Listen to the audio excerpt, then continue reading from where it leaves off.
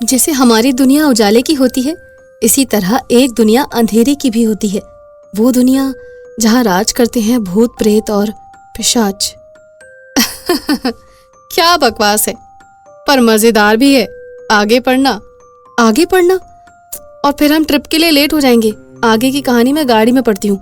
अब जल्दी तैयार हो, वरना मम्मी हमारे सर पर नाचने लगेंगी।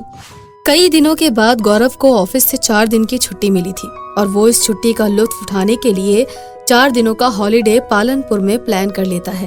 हॉलिडे पर जाने के लिए गौरव का पूरा परिवार बहुत उत्सुक था, पर उन्हें कहाँ खबर थी कि उनकी ये खुशी और उत्सुकता क्षण भर में ही खत्म होने वाली है। कोई जरूरत नहीं है आने की, पड़ी रहो कमरे में। फिर कहती फिर ना, पापा हमें कहीं नहीं लेकर जाते हैं। आ रही हो ना मम्मी, अपने बेटे को समझाओ, नहाया भी नहीं है अब तक वो। मैं तो बिल्कुल रेडी हूँ आंटी, ऑलवेज ऑन टाइम। मैं जा रहा हूँ गाड़ी निकालने, जो तैयार है गाड़ी में बैठ जाए, और नहीं है तो यही घर पर पड़ा रहे, मुझे नहीं है मतलब। जैसे ही गौरव आगे बढ़ता है, उसके हाथ का कलावा दरवाजे की कुंडी से फंसकर टूट जाता है। हे भगवान, सफर की शुरुआत भी नहीं हुई और ये कैसा अपशगुन हो गया। तुम भी ना सीमा, हर चीज में ओवरथिंक करना शुरू कर देती हो। जल्दी बाहर आओ। गौरव जाकर अपनी गाड़ी निकालता है और सभी गाड़ी में बैठकर आगे जाने के लिए रवाना हो जाते हैं। काफी लंबा सफर है, तू अब तक वो किताब पढ़ना, खोया शहर वाली। स्नेहा के कहने पर जैसे ही नैना उस किताब को अपने बैग से निकालकर खोलती है, वैसे ही अब तक आसमान जो खुला था और साफ था, अचानक ही उसमें काले बादल छा जाते हैं। आसमान में निकला चमकता सूरज कहीं अदृश्य हो जाता है। जल्दी गाड़ी चलानी होगी, लगता है बहुत तेज बारिश आने वाली है। कोई तूफान आए उसके पहले ही हम पालनपुर पहुंच जाएं तो अच्छा है, वरना बेकार में फंस जाएंगे। उस शहर में जाने का रास्ता इंसानी दुनिया से होकर ही जाता है, पर वहां जाकर वापस कभी कोई नहीं आता। एक तो हम नए शहर जा रहे हैं और रास्ते में ये नहीं कि 2 बार भगवान का नाम ले लूं। क्या तुम दिन भर भूत पिशाच की किताबें ही पढ़ती रहोगी? बंद करो इसे। गुस्से में सीमा नैना के हाथ से वो किताब छीनकर बाहर फेंक देती है और उसी वक्त अचानक गौरव को ऐसा लगता है कि सामने शीशे की एक दीवार है। अपनी गाड़ी को बचाने के लिए गौरव रास्ता मोड़कर दूसरे रास्ते पर आगे बढ़ जाता है और उस रास्ते पर गौरव की ही एकमात्र गाड़ी चल रही थी। उसके अलावा वहाँ कोई भी नहीं था। कुछ देर चलने के बाद उसे वहाँ एक अनजान आदमी दिखता है। भाई साहब, ये पालनपुर जाने के लिए ये रास्ता ले सकते हैं ना? जब मौत के रास्ते ने बुला ही लिया है तो शमशान भी पहुंच ही जाओगे। कैसे अजीबो गरीब लोग मिल रहे हैं। रात भी होने वाली है, लगता है कहीं रुकना ही पड़ेगा।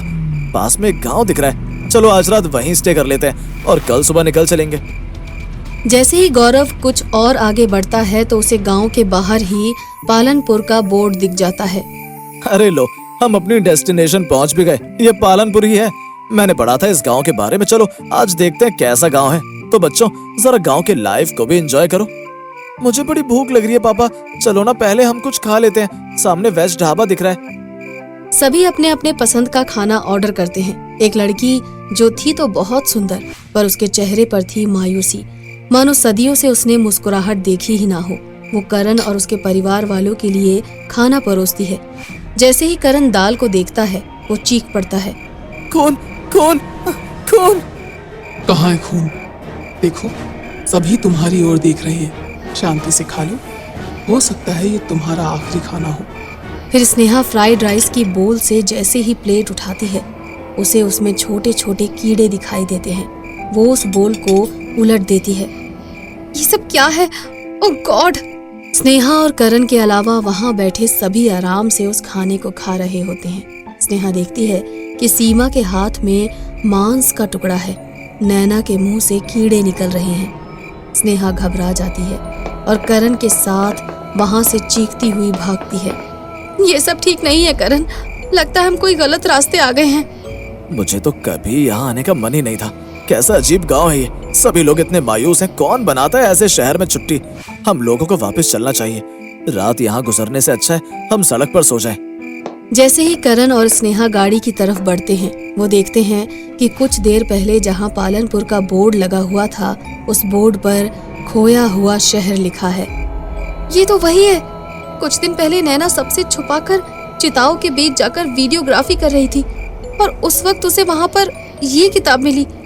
मैंने इस किताब पर ज्यादा गौर नहीं किया, पर उस किताब का नाम भी खोया हुआ शहर था और इस शहर का नाम भी खोया हुआ शहर है। ये भूतों का शहर है। करण, हम फंस गए हैं। इस शहर में आने वाला कभी वापस नहीं जा सकता। करण, अब हम लोगों को मरना ही होगा। तभी वहां पर गौरव, सीमा और नैना आते हैं। मैंने एक कॉटेज देखा है, आज हम वहीं रहेंगे। पापा ये शहर भूतिया है, हमें यहाँ से चलना होगा। गौरव के चेहरे पर अजीब सी मुस्कुराहट थी। वो करण का हाथ पकड़कर एक झोपड़ी की ओर जाना शुरू कर देता है और यही काम नैना स्नेहा के साथ करती है। रास्ते पर चलते चलते अचानक ही गौरव दोनों हाथों पर खड़ा हो जाता है और आगे चलने लगता है। पापा! नैना कुत्तों की तरह 4 पैरों पर चलने लग जाती है और जमीन पर पड़े मांस के टुकड़ों को खाने लग जाती है। एक ही पल में शाम की जो जरा सी रोशनी थी वो रोशनी भी गायब हो जाती है और अंधेरा छा जाता है। वहां मौजूद सभी इंसानों का रूप बदलने लग जाता है। कोई आधा जला हुआ दिखने लग जाता है तो कोई बिना हाथ पैरों का, तो कहीं किसी के मुंह से खून रिसता हुआ दिखता है तो कहीं किसी की अतड़ियां दिख रही होती हैं। वहां मौजूद बाकी सभी लोग करण के परिवार को पूरी तरह से घेर लेते हैं। नाड़ी नहीं तोड़ेगा। जैसे ही कांत गौरव के कानों में ये बात बोलता है, गौरव उसके बगल में खड़ी सीमा की गर्दन को उसके धड़ से अलग कर देता है और अंदर हाथ घुसाकर मांस खाने लगता है और फिर कांत गौरव को जला देता है। बड़ी मुश्किल से करण, स्नेहा और नैना वहां से भाग जाते हैं। नैना से मत डरो, ये उनके कब्जे में नहीं है। इसने मेरे इशारे को समझ लिया था और ये भूत होने का नाटक कर रही है। मैं तुम लोगों को बचाना चाहती हूँ।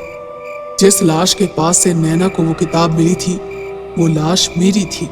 वहां के अघोरी ने मेरी आत्मा को कैद कर लिया था और इस शहर में पहुंचा दिया। स्नेहा, अगर तुम उस किताब को जला दोगी तो कम से कम तुम और करण जिंदा इस शहर से निकल सकोगी। हम सब की भी मुक्ति हो जाएगी। जब प्रिया ये कह रही होती है, वहां एक प्रेत आकर करण के कानों में कुछ कहता है और करण एक झटके में नैना के दोनों हाथों को उसके धड़ से अलग कर देता है। जैसे ही स्नेहा ये देखती है वो सीधा गाड़ी की ओर भागती है। ये लो माचिस और इस गाड़ी को जला दो, और हाँ, किताब भी जला दो। स्नेहा जैसे ही उस गाड़ी को जलाती है, हर एक चिंगारी के साथ गांव भी जल जाता है और भूतों के शहर से अकेली स्नेहा जिंदा लौट कर आती है। आज इस बात को 20 साल हो गए, पर स्नेहा आज तक उस ट्रिप को भूली नहीं है।